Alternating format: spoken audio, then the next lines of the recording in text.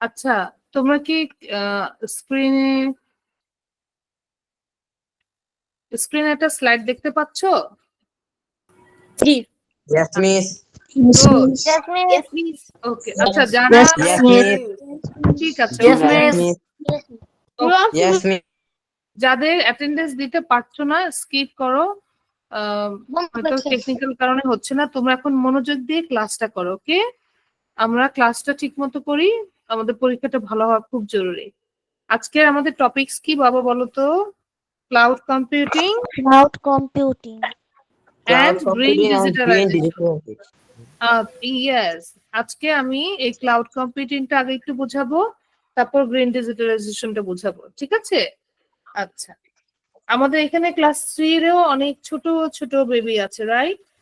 তো আমি একটু খুব সহজ করে বোঝানোর চেষ্টা করব, তোমাদের ভয়ের কিছু নাই। ক্লাউড কম্পিউটিং এর আমি প্রথমে একটা এক্সাম্পল দিই। আচ্ছা, তোমাদের প্যারেন্টস এর তো ফেসবুক আছে, তাই না বাবা? Yes, miss. Yes. Yes, miss. Yes, miss. ওকে, Yes, miss. ঠিক আছে, মিস একটা গল্প বলছি, শুনো। Yes, miss. ধরো তুমি তোমার প্যারেন্টস এর সাথে কোথাও ভাই বোন মিলে কোথাও রেস্টুরেন্টে খেতে গেলে, তারপর তুমি তোমার প্যারেন্টস একটা ছবি তুললো, তারপর সেই ছবিটা ফেসবুকে দিল।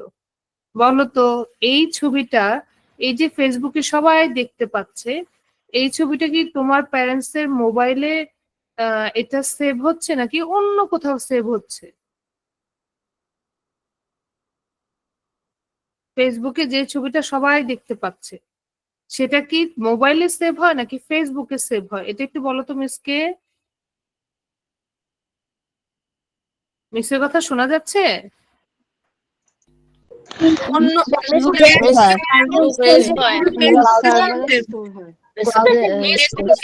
Phone. Good. আমাদের ফোনে। না, আচ্ছা মিস বলি একটু, মিস ক্লিয়ার করি। অনেক সবাই ম্যাক্সিমাম ঠিক উত্তর দিয়েছো। এটা ফেসবুক যেই সার্ভারটা ব্যবহার করে সেখানে, এটা কিন্তু তোমার মোবাইলে সেভ হয় না। তুমি তোমার মোবাইলে একটা ছবি তুলে সেটা যদি ফেসবুকে আপলোড করো, তারপর যদি ওই মোবাইল থেকে ওই ছবিটা ডিলিট করে দাও, এটা কি ফেসবুক থেকে ডিলিট হয়ে যায় বলো? হয় না কিন্তু, এটা ফেসবুকে রয়ে যায়। তার মানে তোমার ছবি বা তোমার ভিডিও যেটা তুমি ফেসবুকে দিলে এবং সব সময় সবাই দেখতে পাচ্ছে ওই পোস্টটা, ওই ভিডিওটা, কিন্তু সেটা যদি তোমার মোবাইলে নাও থাকে, কোথায় তাহলে এটা জমা আছে? এটা জমা থাকে মেঘে, মেঘ, ক্লাউডে। বুঝতে পেরেছো? আসলে তার মেঘে না, আসলে এটা এমন একটা সার্ভারে জমা থাকে যেই সার্ভারটা আমার তোমার বাসায় না, যেটা হচ্ছে বড় বড় কোম্পানিগুলোর সার্ভার, যেখানে এই ডাটাগুলো, আমাদের হাজার হাজার ডাটা জমা থাকে। এই যে আমরা ইউটিউবে এত ভিডিও দেখি, তুমি যখন ভিডিওটা দেখো তোমার মোবাইলে কোনো স্পেস কি নষ্ট হয়?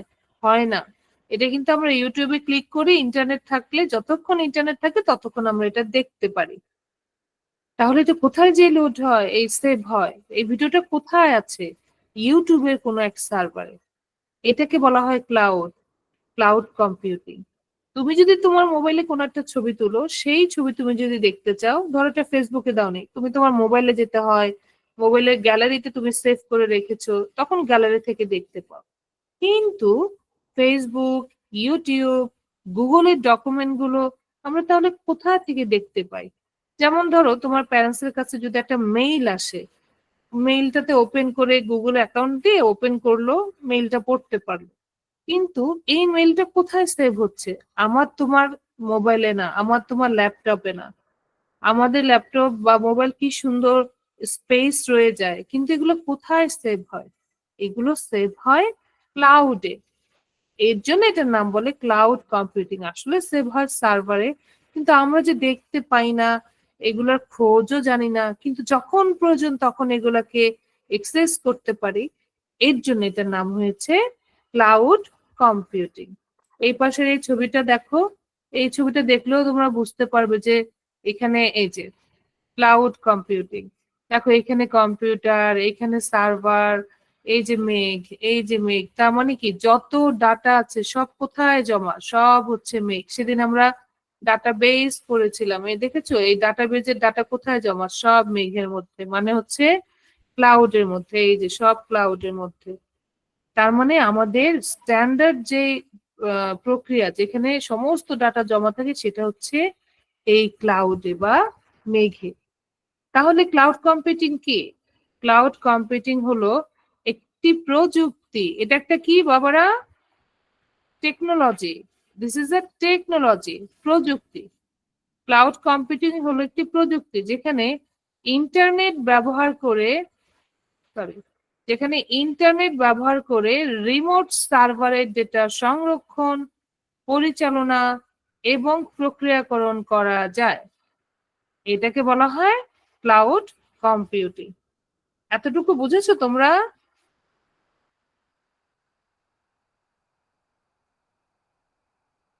মিসের কথা শোনা যাচ্ছে না? Yes, miss. ওকে, ঠিক আছে, চলো আমরা আবার বাকিটুকু পড়ি। এটি আমাদের ব্যক্তিগত কম্পিউটার বা লোকাল সার্ভারের উপর নির্ভরশীলতা কমিয়ে এনে দ্রুত, সহজ এবং স্কেলেবল সমাধান প্রদান করে। এখন বলতে পারো মিস দ্রুত তো বুঝেছি, তারপর সহজও বুঝেছি, স্কেলেবল মানে কি? মানে হচ্ছে তুমি যত ইচ্ছে ডাটা তুমি ওখানে জমা রাখতে পারো, এটাকে বলছে স্কেলেবল সমাধান করতে পারে। ওকে, ব্যবহারকারীরা ইন্টারনেটের মাধ্যমে যে কোনো স্থান থেকে ডেটা এবং অ্যাপ্লিকেশন অ্যাক্সেস করতে পারে। তার মাধ্যমে এই ক্লাউড কম্পিউটিং এর মাধ্যমে। ক্লাউড কম্পিউটিং এর কিছু উদাহরণ দেখো, মিস যে গল্পটা বলছি এই গল্পটা এখানে আছে। প্রথমে ওরা বলেছে ইমেল, একটু আগে মিস বলেছিলাম তাই না, যে আমরা ইমেল এত এত ইমেল আমাদের আসে, আমরা মানুষকে ইমেল করি, ইমেল গুলো কোথায় জমা হয়?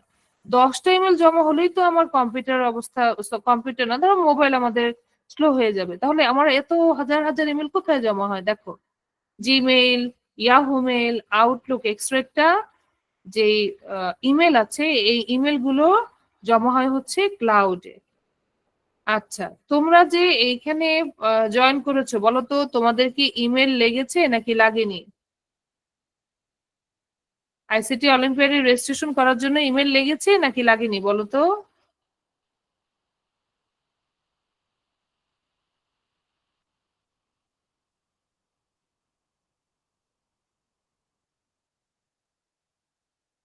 লেগেছে মিস। Good. হ্যাঁ, এবার বলো তো ওই ইমেলটা কি তোমার মোবাইলে কোথাও সেভ করা আছে? নাই, তাই না? আমাদের Yes, miss. ইয়েস, তাহলে কোথায় আছে? এটা ক্লাউডে আছে।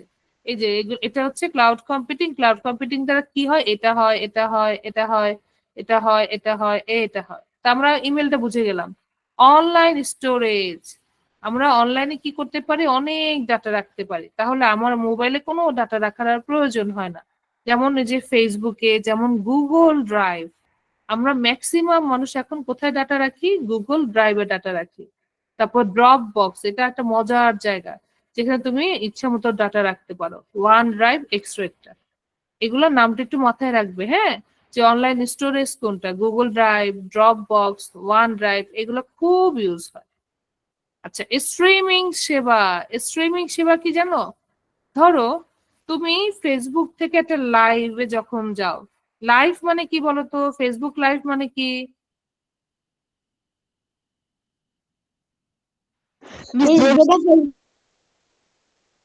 বলো। যেটা লাইভ বলে। গুড। ফেসবুক থেকে যদি আমরা সরাসরি ভিডিওতে যাই তাহলে চিন্তা করো কত আমার স্টোরেজের প্রয়োজন। এই যে স্ট্রিমিং সেবাটা আমরা কোথা থেকে পাই? এই ডাটাগুলো কোথায় জমা হয়? ক্লাউডে জমা হয়। যেমন নেটফ্লিক্স, তারপর হচ্ছে ইউটিউব, স্পটিফাই এক্সট্রা, এগুলো সব হচ্ছে স্ট্রিমিং সেবা।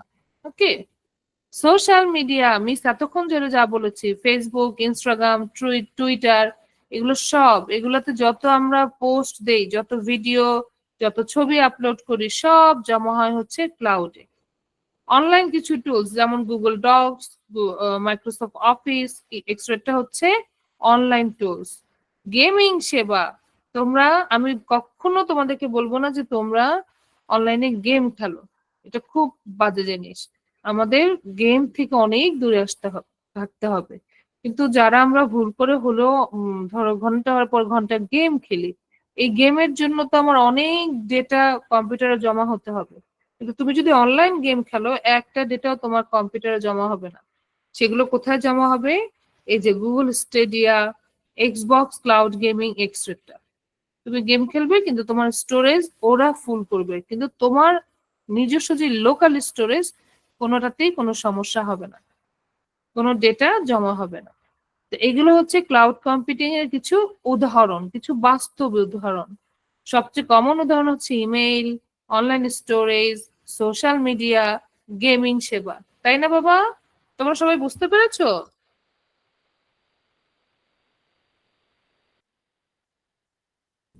Yes, Yes, ma'am. ওকে, তাহলে মিস পরেরটাতে চলে যাই। ওকে, ক্লাউড কম্পিউটিং এর জন্য কিছু জনপ্রিয় প্ল্যাটফর্ম, তোমরা খুব ভালোভাবে এটা শিখবে। অ্যামাজনের জন্য সেটা হচ্ছে অ্যামাজন ওয়েব সার্ভিস। আমরা যদি মাসে বা বছরে কিছু টাকা দিতে পারি, তাহলে আমরা ওদের সার্ভিসটাকে নিতে পারি। ক্লাউড কম্পিউটিং এর শীর্ষে থাকা অন্যতম জনপ্রিয় প্ল্যাটফর্ম। এটি অন ডিমান্ড স্কেলেবিলিটি, মানে হচ্ছে তুমি ঠিক যতটুকু ইউজ করবে ততটুকুর জন্যই টাকা দিবে। এই প্রক্রিয়াটাকে বলা হয় on on demand scalability. On demand scalability মানে অন ডিমান্ড, তোমার যতটুকু ডিমান্ড, স্কেলেবিলিটি, তোমার যতটুকু ডিমান্ড তুমি শুধু ততটুকুই টাকা দিবে। বুঝতে পেরেছো? এটাকে বলা হয় অন ডিমান্ড স্কেলেবিলিটি। আচ্ছা, বিভিন্ন পরিষেবা এবং নিরাপত্তা প্রদান করে। কোনটা সবচেয়ে শীর্ষে কোনটা আছে তাহলে? AWS, Amazon web service. এটা একটা খুব কমন ক্লাউড কম্পিউটিং সেবা। মাইক্রোসফট অ্যাজুর হচ্ছে মাইক্রোসফটের একটা, ওরা যে সার্ভারটা ক্লাউডের জন্য যে সার্ভারটা বানিয়েছে সেটা হচ্ছে মাইক্রোসফট অ্যাজুর, যা AI, database service, application hosting এবং অন্যান্য পরিষেবার জন্য জনপ্রিয়। মানে এটা হচ্ছে এআই বেসড, হ্যাঁ, যেটা হচ্ছে ডেটাবেজে, আমরা সেদিন ডেটাবেসের ক্লাস করেছি। তো ডেটাবেজের কাজের জন্য আমাদের মাইক্রোসফট অ্যাজিউরটা খুব একটা জনপ্রিয় ক্লাউড কম্পিউটিং প্ল্যাটফর্ম। সেবা না, এটা একটা প্ল্যাটফর্ম যেটাকে ভাড়ার মাধ্যমে যে সেবাটা আমরা নিতে পারি। গুগল ক্লাউড প্ল্যাটফর্ম, গুগলটা আমরা অনেক বেশি ইউজ করি। আমরা যে গুগল ড্রাইভ ইউজ করছি, শিক্ষার্থীদের জন্য আমাদের গুগল ড্রাইভটা ওরা ফ্রি করে রেখেছে, কিন্তু যখন তুমি একটা অফিসের জন্য গুগল কিনবে, গুগলের স্পেস কিনবে বা গুগল সার্ভিস কিনবে, তখন তোমাকে পে করতে হবে। পার্সোনালি তুমি যখন অনেক ডাটা স্টোর করতে চাবে, তখন তোমাকে এটা পে করতে হবে। তো সেটা হচ্ছে গুগল ক্লাউড প্ল্যাটফর্ম। গুগলের ক্লাউড প্ল্যাটফর্মটি বিগ ডেটা অ্যানালিটিক্স, নেটিক্স লার্নিং, মেশিন লার্নিং হচ্ছে আমাদের কম্পিউটারের ডিরেক্ট যে লার্নিংটা সেটাকে বলা হয় মেশিন লার্নিং, যেটা মেশিন ল্যাঙ্গুয়েজ নিয়ে কাজ করে এবং এপিআই পরিচালনায় উচ্চ কার্যক্ষমতা প্রদর্শন করে। গুগল খুবই স্ট্রং, এই গুগল ক্লাউড প্ল্যাটফর্মটা খুবই স্ট্রং একটা প্ল্যাটফর্ম, যেটা বেসিকলি মেশিন লার্নিং নিয়ে কাজ করে। আইবিএম একটা কোম্পানির নাম, হ্যাঁ, যারা কম্পিউটার বানায়, এই কাজগুলো করে। তো ওরা যে ক্লাউডটা তৈরি করেছে, ক্লাউড সার্ভারটা তৈরি করেছে, সেটাকে বলা হয় আইবিএম ক্লাউড। কগনিটিভ ক্লাউড এবং ব্লকচেইন প্রযুক্তির জন্য আইবিএম ক্লাউড খ্যাত। এটি হাইব্রিড ক্লাউড সলিউশন এবং এন্টারপ্রাইজ লেভেলের পরিষেবাগুলোর জন্য প্রসিদ্ধ। তার মানে এটা হাইব্রিড ক্লাউড। এটা কি cloud? Hybrid cloud. Hybrid cloud মানে হচ্ছে এখানে তোমার পাবলিক, প্রাইভেট সব ধরনের ক্লাউড মিলিতভাবে কাজ করে, জন্য এটাকে বলা হয় হাইব্রিড ক্লাউড। এটা হচ্ছে IBM cloud. Last, Oracle cloud. আমরা সেদিন শিখেছি ওরাকল হচ্ছে ডাটাবেস, তার মানে ডাটাবেস নিয়ে যে ক্লাউডটা সেটা হচ্ছে ওরাকল ক্লাউড। বিশেষত ডাটাবেস পরিষেবার জন্য সুপরিচিত। এটি মূলত বড় এন্টারপ্রাইজ অ্যাপ্লিকেশনের জন্য উপযোগী। তাহলে ক্লাউড কম্পিউটিং এর জনপ্রিয় প্ল্যাটফর্ম আমরা আপাতত জানলাম 5টা: Amazon web service, Microsoft Azure, Google cloud platform, IBM cloud, Oracle cloud. নামগুলো আমাদের মনে থাকবে বাবারা?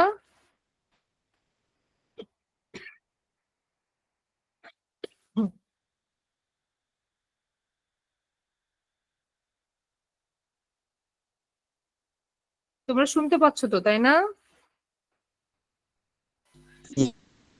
Yes. ওকে, ঠিক আছে, Yes, miss. Yes, miss. ঠিক আছে, থ্যাংক ইউ। চলো আমরা ক্লাউড কম্পিউটিং এর সুবিধাটা করি। Scalability and flexibility. আমি একটু আগেই বললাম স্কেলেবিলিটি। স্কেলেবিলিটি মানে কি বাবা? কেউ একজন বলো তো, একজন বলো।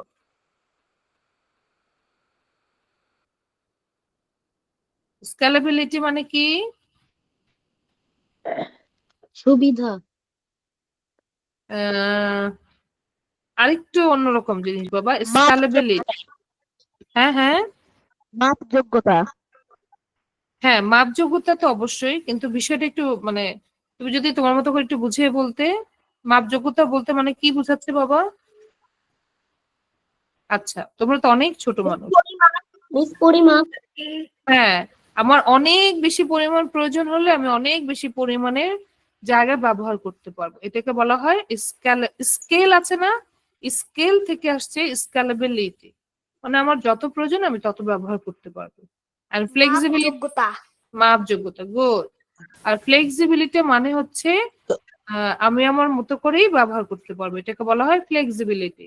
তাহলে আমরা মাথায় পয়েন্টটা রেখে দিব যে ক্লাউড কম্পিউটিং এর সুবিধা হচ্ছে ও অনেক স্কেলেবল এবং ফ্লেক্সিবল, মানে scalability and flexibility.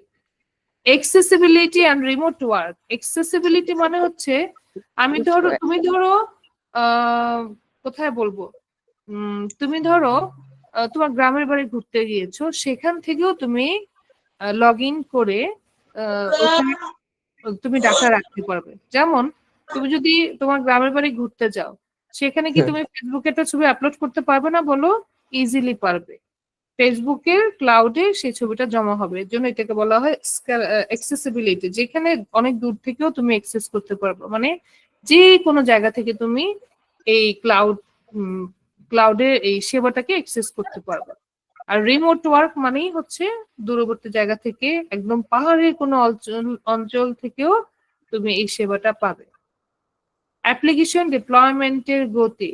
Application deployment মানে হচ্ছে কোন একটা অ্যাপস তৈরি হলো, সেটা মানে একটা সফটওয়্যার দ্বারা, হ্যাঁ অবশ্যই একটা অ্যাপস তৈরি হলো, সেই অ্যাপসটা এবার চেক করলো যে এটা ঠিক আছে কিনা, এটা সবার জন্য ভালো হবে কিনা, তারপর এটা বাজারে ছাড়া হলো, মানুষ ইউজ করা শুরু করলো। তো যখন তুমি এরকম একটা সফটওয়্যার তৈরি প্রথম থেকে শেষ পর্যন্ত কাজ করবে এবং সেটার ডেটাগুলো তুমি যদি ক্লাউডে রাখো, দেখা গিয়েছে তোমার কাজটা অনেক বেশি দ্রুত গতিতে হবে। কিন্তু আমাদের লোকাল ড্রাইভে রেখে যদি কাজটা করি তাহলে সেটা এত দ্রুত গতির হবে না। এর জন্য এটাকে বলা হয়েছে অ্যাপ্লিকেশন ডিপ্লয়মেন্টের গতি। ব্যাকআপ এবং ডেটা রিকভারি। ব্যাকআপ মানে হচ্ছে তোমার কোনো একটা ডেটা তুমি জমা রাখার পর সেটা একটা ব্যাকআপ ডেটা তুমি ক্লাউডে রাখার সুবিধা আছে, তুমি রাখতে পারবে, এবং কোনো ডেটা তোমার যদি হারিয়ে যায় তুমি রিকভার করতে পারবা। ওই যে ব্যাকআপ রাখা আছে ওখান থেকে তুমি আবার নতুন করে ডেটাটা পেতে পারো, এটাকে বলা হয় রিকভারি। তাহলে ব্যাকআপ এবং ডেটা রিকভারি। কোলাবোরেশন সুবিধা মানে হচ্ছে একসাথে অনেকগুলো কাজ তুমি করতে পারবে। একসাথে অনেকগুলো কাজ করাকে বলা হয় কোলাবোরেশন। তো যখন তুমি ক্লাউডে কোনো ডেটা রাখবে, ক্লাউডে কোনো অ্যাক্সেস করবে, একসাথে তুমি অনেক কাজ করতে পারবে। কস্ট ইফেক্টিভ, এটা ডেফিনেটলি অনেক খরচ কম লাগে। তোমার যত ডাটা সে জমা রাখতে পারে, ডাটা নিয়ে যত কাজ করতে পারে, এটা তুমি যদি লোকাল কোনো তোমার কোনো কম্পিউটার রাখতে, দেখা যেত যে অনেক ডাটা রাখার জন্য যে ডিভাইস গুলো, যে মেমোরি গুলো, হার্ড ডিস্ক, এগুলো অনেক বেশি প্রয়োজন হতো। বাট আমরা ক্লাউডে রাখলে অল্প কিছুটা ভাড়ার বিনিময়ে আমরা সহজেই ডাটাগুলো রাখতে পারি। এর জন্য এটাকে বলা হয়েছে কস্ট ইফেক্টিভ, মানে খরচ কম হয়। এই হচ্ছে ক্লাউড কম্পিউটিং এর সুবিধা। ক্লাউড কম্পিউটিং এর অসুবিধা, নিরাপত্তা এবং প্রাইভেসি উদ্বেগ। এটা কারণটা কি? কারণ আমার ক্লাউড মানে কি, অন্য কোথাও আমার সমস্ত ছবি, ভিডিও, কাজগুলো জমা হচ্ছে। কোথায় যে জমা হচ্ছে আমি তো জানি না। অতএব এই ডাটা অন্য কেউ দেখতে পাচ্ছে, কারো যার কাছে জমা হচ্ছে সে দেখতে পাচ্ছে। এখন সে কতটুকু নিরাপত্তা দিচ্ছে কে জানে, আমার প্রাইভেসি মানে আমার নিজস্ব ডাটাগুলো নিয়ে ওরা আবার কি কাজ করছে। যেমন ধরো আমরা যে মেইল করি বা একটা মেইল যখন পাই, আমি তো জানি না এই মেইলটা কোথায় জমা হচ্ছে। যিনি এই সার্ভারটাকে দেখাশোনা করেন তিনি চাইলে আমার মেইলটা পড়তে পারেন, তাই না বলো? তাহলে এটা কি, এটা নিরাপত্তা এবং প্রাইভেসির একটা উদ্বেগ আছে, একটা ভয় আছে। 2 নাম্বার নেটওয়ার্ক ডিপেন্ডেন্সি। তোমার সব সময় ইন্টারনেট থাকতে হবে, ইন্টারনেট ছাড়া তুমি তোমার ডাটাগুলো পাবে না।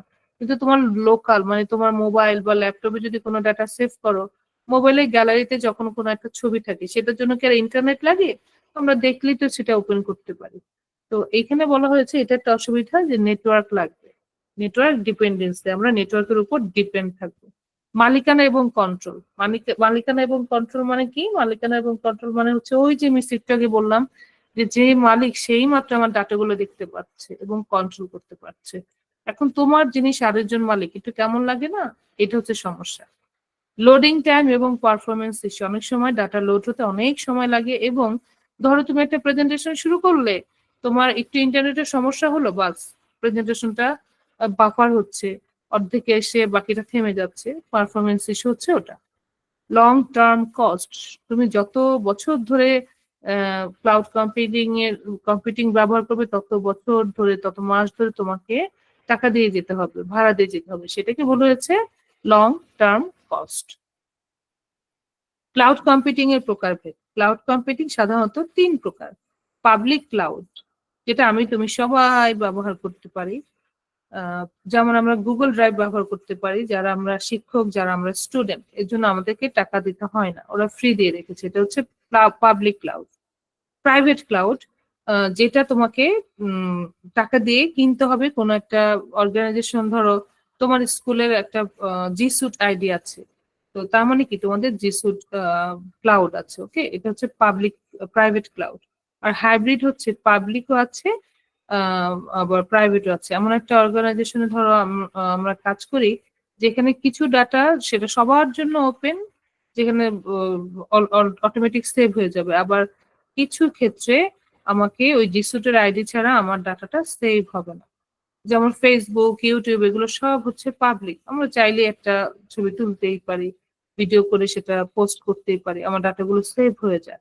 কিন্তু তুমি তোমার স্কুলের যদি কোনো একটা আইডি থেকে থাকে, জিমেল অ্যাড্রেস থেকে থাকে, তাহলে আমি যেহেতু তোমার স্কুলের না, আমি চাইলে তোমার স্কুলে ওই জিমেল অ্যাড্রেসের কোথাও বা ওই অ্যাড্রেসের কোনো জায়গার ড্রাইভে কোনো একটা ছবি বা কিচ্ছু রাখতে পারবো না। এটাকে বলা হয় প্রাইভেট। আর হাইব্রিড হচ্ছে যখন কিছু জায়গায় রাখতে পারবো, কিছু জায়গায় পারবো না, এমন বিষয়টাকে বলা হয় হাইব্রিড। আচ্ছা, প্রশ্ন উত্তর পর্ব দেখি। প্রশ্ন নাম্বার 1, ক্লাউড কম্পিউটিং কি?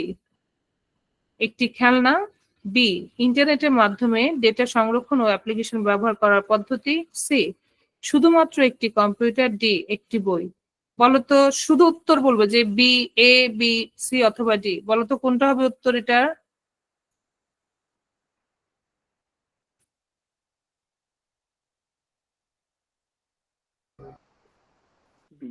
B B very good, thank you. এবার প্রশ্ন নাম্বার 2, সঠিক উত্তর বি। ক্লাউড কম্পিউটিং ব্যবহারের মাধ্যমে আমরা কি করতে পারি?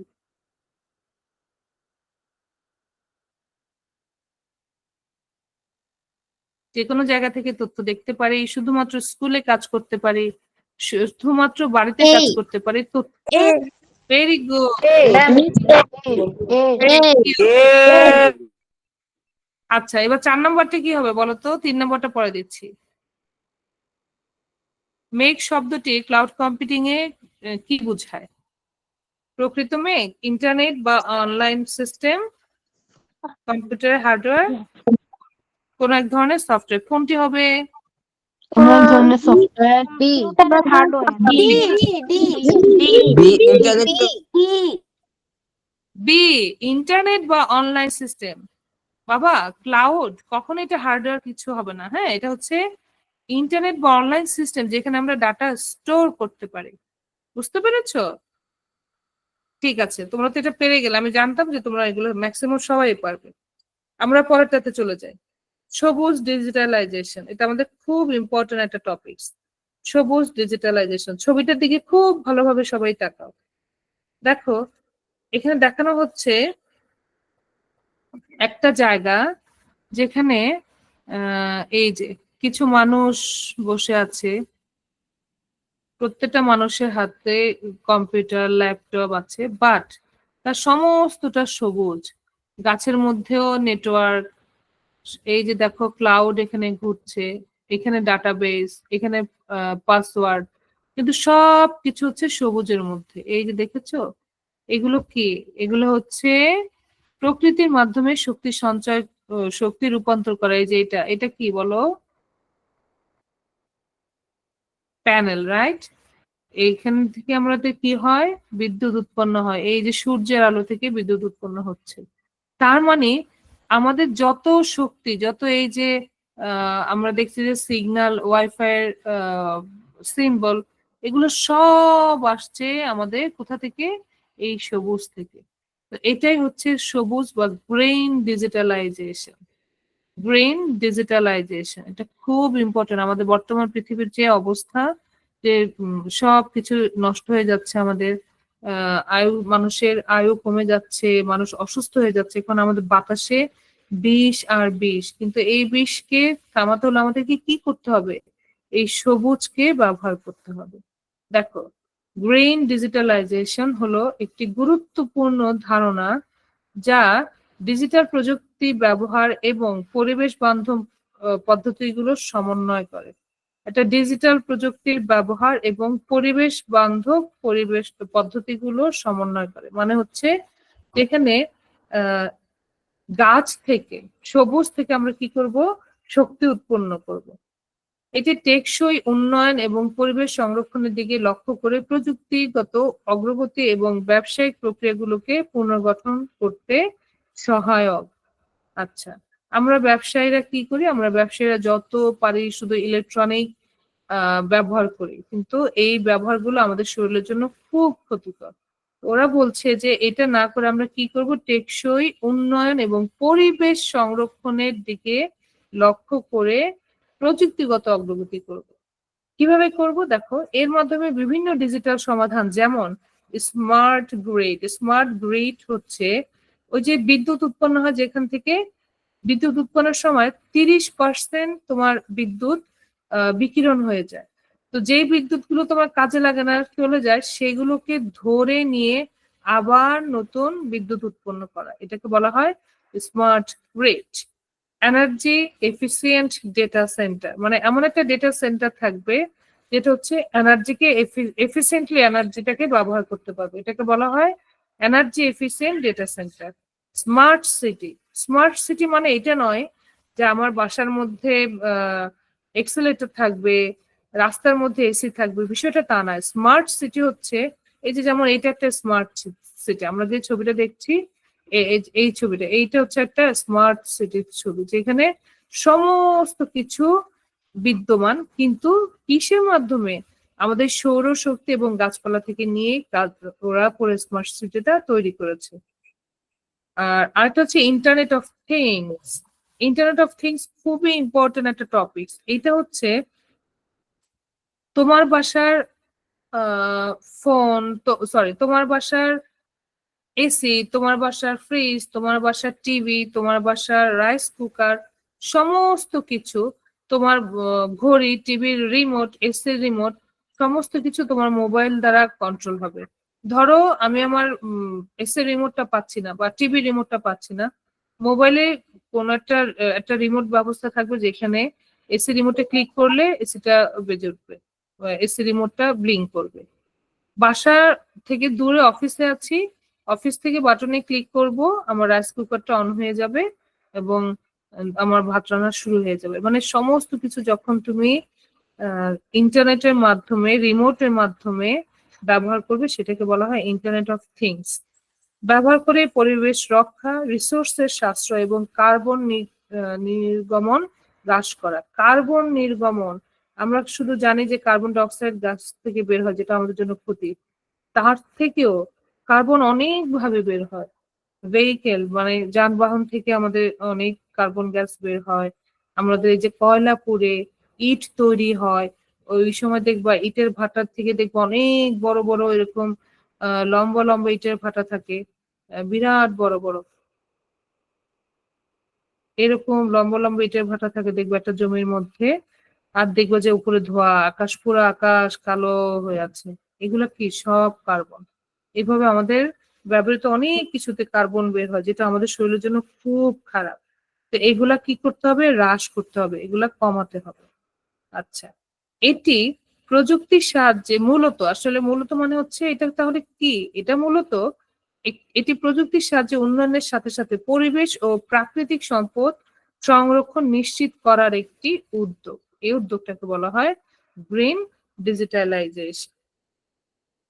সবুজ ডিজিটালাইজেশনের মূল উপাদান কি কি? পরিবেশগত টেকসই প্রযুক্তি। এমন প্রযুক্তি হবে, এমন টেকনোলজি হবে যেটা আমার পরিবেশকে হার্মফুল করবে না। যেমন ইটের ভাটা আমার পরিবেশকে নষ্ট করে, এই টেকনোলজি আমাদের প্রয়োজন নাই। এমন টেকনোলজি হবে, দেখো, নবায়নযোগ্য শক্তি মানে এই যে সোলার প্যানেল একটু আগে আমরা দেখলাম যে সোলার প্যানেল দিয়ে ওই স্মার্ট সিটিটা তৈরি হয়েছে। তো এমন প্যানেল আমরা তৈরি করব যে আমাদের ইলেকট্রিক শক্তিটা আমরা ওখান থেকে পাবো। এটা হচ্ছে নবায়নযোগ্য শক্তি, মানে যে শক্তিটা, দেখো সূর্য আমাদেরকে আলো দিচ্ছে, বাস হয়ে গেল, তাপ দিচ্ছে, হয়ে গেল, দিয়ে চলে যাচ্ছে। কিন্তু আমরা চাচ্ছি শুধু আমরা তাপ পেলে হবে না, এটা দিয়ে আমরা ইলেকট্রিসিটি উৎপন্ন করব। এটা হচ্ছে সোলার প্যানেল।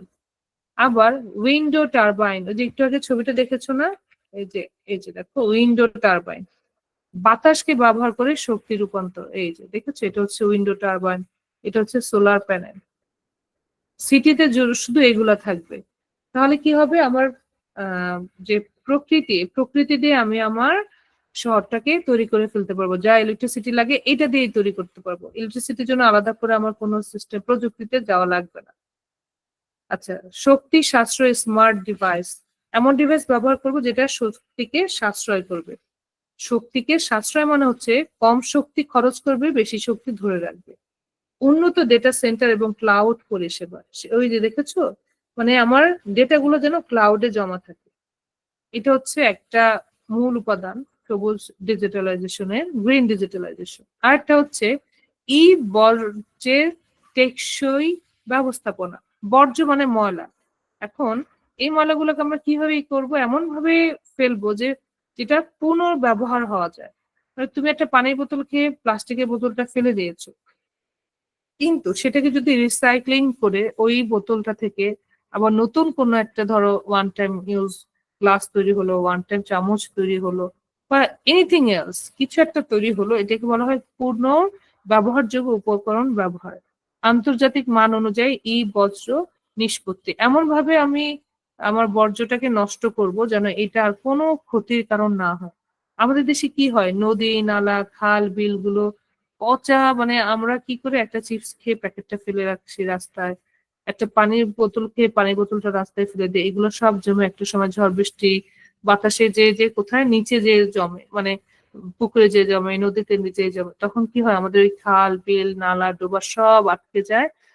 আমাদের একটা অস্বস্তিকর পরিবেশে বসবাস করতে হয়, কারণ যখন এগুলো আটকে যায়, পানি জমে যায়, ওখানে অনেক বাজে বাজে পোকা উৎপন্ন হয়। তো আমরা এমন ভাবে এটাকে নিষ্পত্তি করব, নষ্ট করব যেন ওই বর্জ্যটা আর কোনো ক্ষতির কারণ না হয়। কাগজবিহীন প্রযুক্তি। কাগজ যখন আমরা ব্যবহার করি, এই কাগজটা যখন নষ্ট হয়, এটা অবশ্যই তখন আমাদের জন্য ক্ষতির কারণ হয়, কারণ এটা পচে ওখান থেকেও অনেক পোকামাকড় তৈরি হয়, মাটিকে নষ্ট করে। তো এমন ভাবে আমরা কাজ করব যে আমরা কাগজ না, আমরা বরঞ্চ যা সেভ করব সেটা কোনো কম্পিউটারে সেভ করব। ডিজিটাল ডকুমেন্ট এবং ই লার্নিং প্ল্যাটফর্ম তৈরি করব। বই, ধরো আমরা বই আর ছাপাবো না, আমরা ই লার্নিং মানে এই যে আমাদের পিডিএফ গুলো আছে না, এইরকম যা পড়বো কম্পিউটার থেকে পড়বো, ল্যাপটপ থেকে পড়বো, মোবাইল থেকে পড়বো, এইটা বলা হয়েছে। স্মার্ট সিটি ও স্মার্ট ইনফ্রাস্ট্রাকচার, একটু আগে আমরা দেখেছি স্মার্ট সিটি কি, আর ওই স্মার্ট সিটিটা তৈরি করার জন্য যে যে কাঠামোগুলো লাগে সেগুলোকে বলা হয় স্মার্ট ইনফ্রাস্ট্রাকচার। ইলেকট্রনিক যানবাহন এবং স্মার্ট ট্রান্সপোর্ট, শক্তি দক্ষ ভবন। মানে হচ্ছে আমাদের এখন যে ভো ভো করে গাড়িগুলো চলে, দেখবো পেছনে কালো ধোঁয়ায় জীবন বের হয়ে যায়, কিন্তু যখন এটা ইলেকট্রনিক যানবাহন হবে তখন এখানে আর কোনো কালো ধোঁয়া বের হবে না। স্মার্ট ট্রান্সপোর্টও তাই। শক্তি দক্ষ ভবন, এমন ভবন বিল্ডিং গুলো হবে যে বিল্ডিং গুলো শক্তি অনেক বেশি থাকবে, এমন কোনো টেকনোলজি, ধরো ন্যানো টেকনোলজি প্রোডাক্ট দিয়ে যদি তৈরি করা হয় তখন বিল্ডিং গুলো অনেক বেশি শক্ত হবে। সফল প্রকল্পের উদাহরণ মানে এখন পর্যন্ত অলরেডি অ্যাপ্লাই করা হয়েছে সেটা কি? গুগল। গুগল ডেটা সেন্টারে 100% নবায়নযোগ্য শক্তি ব্যবহার, মানে গুগলের যে ডেটা সেন্টার সেখানে কি হয়, যে তোমার ব্যবহার হওয়ার পর যে শক্তিটা তোমার নষ্ট হয়ে যাওয়ার কথা সেটা দিয়ে ওরা আবার আরেকটা এনার্জি তৈরি করে ফেলে। কিভাবে তৈরি করে? এটা এআই এর মাধ্যমে তৈরি করে। যেমন ধরো এক্সাম্পল দিই, গুগলে যখন আমরা স্পেসে আমি ধরো ডেটা রাখছি, ক্লাউডে ডেটা রাখছি, যখনই ওর গুগল দেখে যে আমার ক্লাউডে বেশ কিছু জায়গা খালি আছে, এটা পড়ে আছে, রিডান্ডেন্সি হচ্ছে, এআই কি করে তখন আমার একই ডাটা দুইবার থাকলে সে একটা ডিলিট করে একটাকে সেভ করে রাখে। এইভাবে সব সময় সে একটা চেকিং এর মধ্যে থাকে যে কোনো কিছু যেন নষ্ট না হয়। এটা হচ্ছে গুগল ডেটা সেন্টার 100% নবায়নযোগ্য শক্তি ব্যবহার করে। নবায়ন মানে হচ্ছে যেটার প্রয়োজন নেই সেটাকে আবার নতুন করে ব্যবহার করা। মাইক্রোসফট 2023 সালের মধ্যে কার্বন নেগেটিভ হওয়ার লক্ষ্য। মাইক্রোসফট চেষ্টা করছে 2023 সালের মধ্যে কোনো ধরনের কার্বন, মানেটাকে একটু আগে যেটা বললাম, কার্বন হচ্ছে কার্বন ডাই অক্সাইড নির্গত হচ্ছে, গাড়ি থেকে নির্গত হচ্ছে, আমরা বিভিন্ন কয়লা পোড়াচ্ছি, তো ওরা বলছে যে 30 সালের মধ্যে কার্বন নেগেটিভ, মানে কোনো ধরনের কার্বন আর নিঃসরণ হবে না। এই কাজটা ওরা অনেকটুকু এগিয়ে নিয়েছে। নর্ডিক দেশগুলো স্মার্ট সিটি এবং নবায়নযোগ্য শক্তির সমন্বয়। তোমরা কি কেউ বলতে পারো নর্ডিক দেশ কয়টা, বা কোন দেশগুলোকে নর্ডিক দেশ বলা হয়?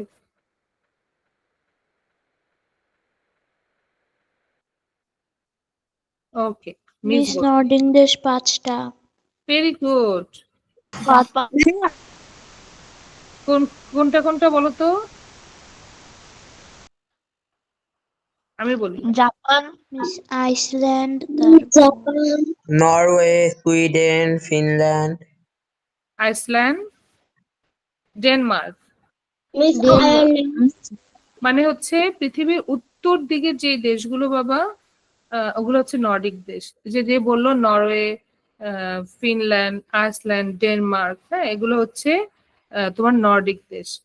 একদম পিচকি একটা পুচকু প্রথমে বললো যে মিস 5টি, হ্যাঁ এটি হচ্ছে, এটা সত্যি, এটা হচ্ছে সঠিক উত্তর। এই দেশগুলো কিন্তু স্মার্ট সিটি। তোমরা জাস্ট নরওয়ে লিখে সার্চ দিও, ডেনমার্ক লিখে সার্চ দিও, দেখো ওদের দেশের সবুজ কত বেশি। ওদের দেশের আবহাওয়া আমাদের দেশের আবহাওয়ার থেকে 1000 গুণ ভালো, কারণ ওদের চারপাশে সবুজ দিয়ে ভরা এবং ওরা সৌরশক্তি ব্যবহার করে। ওরা গ্রিন থেকে অনেক এনার্জি গেইন করে। ওরা ওদের রাস্তাঘাট খুব সুন্দর, ওরা ওদের পানির কোনো নলকে ময়লা আবর্জনা ফেলে নষ্ট করে না, ওরা রিসাইক্লিং করে। কোন একটা পদার্থ সরকারিভাবে ওরা যেখানে ময়লা জমা রাখে, ময়লাগুলো নেওয়ার পর সেটাকে রিসাইক্লিং করে নতুন তোমার পণ্য তৈরি করে এই নর্ডিক দেশগুলো। ওকে, লাস্ট ওয়ান, ডিজিটাল সেবা। সরকারি সেবা ডিজিটালাইজ করে কাগজের ব্যবহার কমানো। তুমি অলরেডি কিন্তু এই সুবিধাটা বাংলাদেশে এখন পাচ্ছি। আমরা যদি এখন কোনো স্কুলে ভর্তি হতে চাই, আমাদের রেজিস্ট্রেশন করতে হয় কি দিয়ে? আমাদের রেজিস্ট্রেশন করতে হয় ইন্টারনেটের মাধ্যমে, তাই না? ফর্ম ফিল আপ করতে হয়। কোথাও এখন তেমন কাগজের ব্যবহার নাই। তো আমাদের 10 বছর আগে যে কাগজের ব্যবহার ছিল, 20 বছর আগে যে কাগজের ব্যবহার ছিল, সেটা অলমোস্ট নাই এদিকে। তো বাংলাদেশও এদিকে অনেক বেশি এগিয়ে। এইগুলো হচ্ছে সফল ডিজিটালাইজেশনের একটা এক্সাম্পল। উপসংহার, এই যে ডান পাশের ছবিটা দেখো, এটা হচ্ছে একটা বেসিক গ্রিন ডিজিটালাইজেশনের একটা এক্সাম্পল। একটা সিটি তুমি তখনই বুঝবা যে ও হচ্ছে একটা গ্রিন সিটি যখন দেখবে যে শুধু গাছপালা আছে তা নয়, এখানে সোলার প্যানেল ব্যবহার হচ্ছে, তারপরে তোমার গ্রিড ব্যবহার হচ্ছে, তোমার বাসগুলো হচ্ছে কোনো ধরনের গ্যাস তৈরি হচ্ছে না, পেছন থেকে কোনো গ্যাস নির্গত হচ্ছে না, কালো ধোঁয়া নির্গত হচ্ছে না, তখন বুঝে নেবা যে এটা একটা গ্রিন সিটি, খুবই পরিষ্কার পরিচ্ছন্ন। তো গ্রিন ডিজিটালাইজেশন এবং ই বস্ত্র ব্যবস্থাপনার টেকসই ভবিষ্যতের জন্য অপরিহার্য। শক্তি সঞ্চয়, পরিবেশ রক্ষা এবং সামাজিক উন্নয়ন নিশ্চিত করার লক্ষ্যে প্রযুক্তির সঠিক ব্যবহার গুরুত্বপূর্ণ। চ্যালেঞ্জ মোকাবেলা করে এগিয়ে যাওয়ার আহ্বান। আমি চ্যালেঞ্জ নিব যে হ্যাঁ, আমাদের বাংলাদেশ একসময় গ্রিন ডিজিটালাইজেশনের একটা এক্সাম্পল হবে, সেইটা ভেবে আমি যদি আজকে থেকে বলি যে আমরা কোনো ময়লা রাস্তায় ফেলবো না, তাহলে আমাদের ড্রেন গুলো কি হবে না, আর জ্যাম হয়ে যাবে না, আমাদের পুকুরের পানি আর নষ্ট হয়ে যাবে না। আমি তুমি যখন আমরা এই কাজগুলো করা শুরু করব, ছোট ছোট ছোট ছোট কাজ, দেখবে যে আমাদের দেশটাও একসময় এরকম উন্নত হবে। তো চ্যালেঞ্জ নিতে হবে আমাদের প্রত্যেককে। ডিজিটাল প্রযুক্তি যদি আমরা সঠিকভাবে ব্যবহার করি, তাহলে এটি আমাদের জীবনকে সহজ করার পাশাপাশি পরিবেশ বান্ধব একটি ভবিষ্যৎ নিশ্চিত করবে। এখন এই পয়েন্টটা দেখো, মিস একটু বড় করে লিখেছি, এইটাই আমাকে তোমাকে করতে হবে। ডিজিটাল প্রযুক্তি যদি আমরা সঠিকভাবে ব্যবহার করি, আমাদের জীবন সহজ হবে। কেন? কারণ আমাদের এই যে এখন যত কালো ধোঁয়া আমাদের নিঃশ্বাস আটকে যায়, এবং কালো ধোঁয়ার মধ্যে কার্বন, এই ধোঁয়াগুলোর মধ্যে অনেক অনেক বিষ রয়েছে। যখন এটা থাকবে না, তুমি যখন গ্রামের বাড়িতে যাবে, দেখবে যেখানে গাড়ি ঘোড়া কম চলে, তুমি দেখবে সেখানকার বাতাসে তুমি গাছের ঘ্রাণ পাবে, অন্যরকম একটা শান্তি পাবে। কিন্তু তুমি শহরে গেলে দেখবে যে ওটা তো নাই, বরঞ্চ তোমার সারা শরীর জ্বলছে। তার মানে কি, তোমার জীবনটা তখন কঠিন। আর যখন তুমি একটা সুন্দর বাতাসের মধ্যে রয়েছো, একটা যেখানে এয়ার পলিউশন নাই, তোমার জীবনটা কিন্তু তখন অনেক সহজ। তোমার জীবনকে সহজ করার পাশাপাশি কি হবে, পরিবেশ বান্ধব একটি ভবিষ্যৎ নিশ্চিত করবে। তার মানে তুমি এমন একটা জায়গায় তখন বড় হবে যে তোমার ভবিষ্যতে অ্যাটলিস্ট এই কারণে যে রোগ বালাই হওয়ার কথা ছিল, বা এত এত রেডিয়েশনের কারণে তোমার যে সমস্যা হওয়ার কথা ছিল, সেই সমস্যাগুলো হবে না। তাহলে চিন্তা করে দেখো, তোমার আমার জীবনে গ্রিন ডিজিটালাইজেশন কি ইম্পর্টেন্ট। ওকে, এবার আসো প্রশ্ন উত্তর পর্ব। গ্রিন ডিজিটালাইজেশন কি? শুধুমাত্র ডিজিটাল প্রযুক্তি ব্যবহার করা, সবুজ রং ব্যবহার করে ডিজাইন করা, প্রযুক্তি এবং ডিজিটাল উদ্ভাবনের মাধ্যমে পরিবেশ বান্ধব উন্নয়ন নিশ্চিত করা, কম্পিউটার গেম খেলা। কোনটা হবে বাবারা?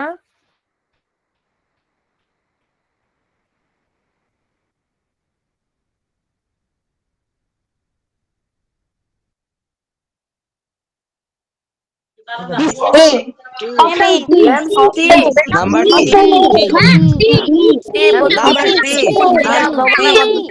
সি। এবার কি হচ্ছে, উত্তরটা কি দেখালো? Number C. যে বলেছে নাম্বার বি, বাবা দেখো এখানে কি বলেছে, সবুজ রং ব্যবহার করে ডিজাইন করা। এটা কোনো কথা হলো? আমরা তো সবুজ রং ব্যবহার করব না, আমরা কি করব, প্রযুক্তি এবং এমন ডিজিটালাইজ করব সব, যেন আমাদের এই যে হাতে কলমে যে ব্যবহারগুলো, সেগুলো যেন কমে যায়। আমাদের যেন অতিরিক্ত কাগজ ব্যবহার করতে না হয়, আমাদের যেন অতিরিক্ত ইলেকট্রিক, তোমার ধরো ইটের ভাটার মতো এইরকম ধরো আগুনে পুড়িয়ে কোনো কিছু তৈরি করতে না হয়, যত কম করা যায়। তাহলে কি, প্রযুক্তি ব্যবহার করতে হবে এর জন্য, ডিজিটাল ব্যবহারগুলো অনেক বাড়িয়ে দিতে হবে। তো এটা সঠিক উত্তর হচ্ছে সি। 2 নম্বর প্রশ্ন, গ্রিন ডিজিটালাইজেশনের মাধ্যমে আমরা কি সুবিধা পেতে পারি? কার্বন নিঃসরণ কমানো, কাগজের ব্যবহার বাড়ানো, পরিবেশ দূষণ বৃদ্ধি, বিদ্যুৎ খরচ বাড়ানো। কোনটা হবে?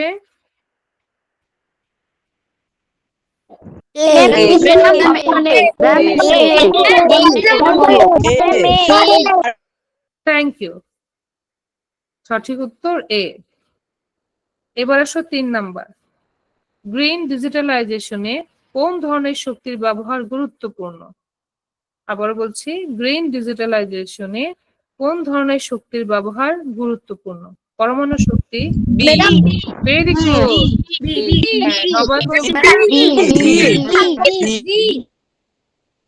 এটা হচ্ছে বি, নবায়নযোগ্য শক্তি, সৌর, বায়ু। মানে যেই শক্তিটাকে আমরা বারবার ব্যবহার করতে পারবো, সরি, সেই শক্তিটাকে বলা হয় নবায়নযোগ্য শক্তি। এটা কি হতে পারে? সূর্য থেকে যে আলোটা আমরা আসে, যে তাপটা আসে সেটা, এবং হচ্ছে বাতাস। ওই যে বাতাসে বড় বড় তিনটা হাতাওয়ালা একটা জিনিস দেখেছো না? সেটা ঘুরে ঘুরে এত জোরে ঘুরে যে ওখান থেকে আমার এনার্জি ক্রিয়েট হয়। ঠিক আছে, তাহলে কি হবে? এটা হচ্ছে সঠিক উত্তর বি। 4 নাম্বার, গ্রিন ডিজিটালাইজেশনের একটি উদাহরণ কি? স্মার্ট সিটি, এনার্জি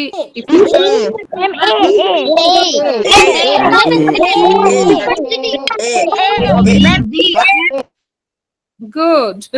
যে বলেছো এ, আমি তোমাদের বলছি বাবা, আমরা কিন্তু পরীক্ষাতেও ট্রাই করি। আমরা স্মার্ট সিটি দেখে মনে করেছি ও ফ্যান্টাস্টিক, এটা তো হবে, এই হবে, তখন আমরা বি সি ডি আর পড়ি না।